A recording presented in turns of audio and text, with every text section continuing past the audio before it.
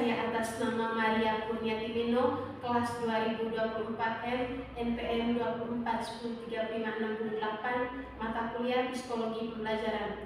Di sini saya akan membahas tentang teori humanistik.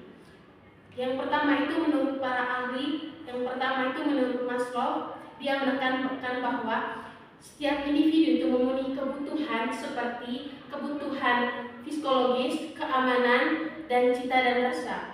Yang kedua itu menurut Rogers, dia itu menekankan bahwa setiap individu itu memiliki kapasitas mengembangkan dirinya menjadi lebih baik melalui pengalamannya.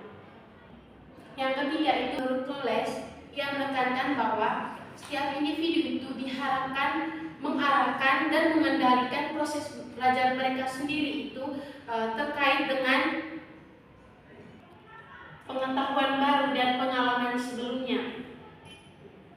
Yang selanjutnya itu pengertian teori humanistik itu sendiri. Teori humanistik itu pendekatan yang berfokus pada pengembangan individu secara menyeluruh, pengalaman subjek, kebutuhan emosional, dan interaksi sosial dalam proses pembelajarannya.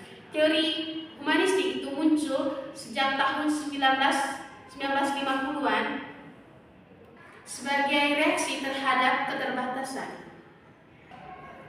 Yang kedua itu strategi saya saat saya menjadi seorang guru nanti dalam proses pembelajaran itu, yang pertama itu menggunakan metode pembelajaran yang bervariatif. Yang kedua itu membangun hubungan positif antara guru dan siswa.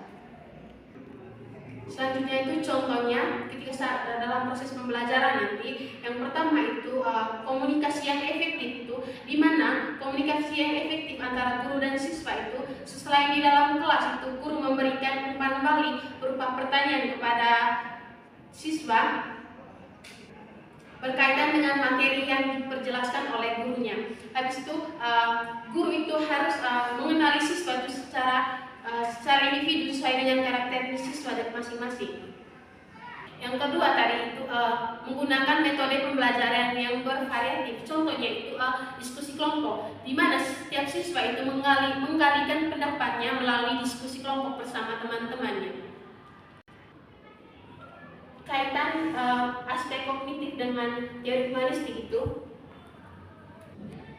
memandang bahwa setiap siswa itu memiliki kemampuan yang unik dan dikembangkan jika diberikan kebebasan untuk mengeksplorasi ide serta lingkungan yang mendukung. Untuk menghadapi karakter siswa dari teori humanistik itu, yang pertama itu siswa memiliki kemampuan yang tinggi untuk diberikan tugas dan bagaimana mereka itu berpikir secara kritis. Yang kedua itu aspek afektif, kaitannya dengan teori humanistik sangat menekankan bahwa kebutuhan emosional dan harga diri setiap siswa. Aspek afektif dalam menghadapi karakter siswanya itu,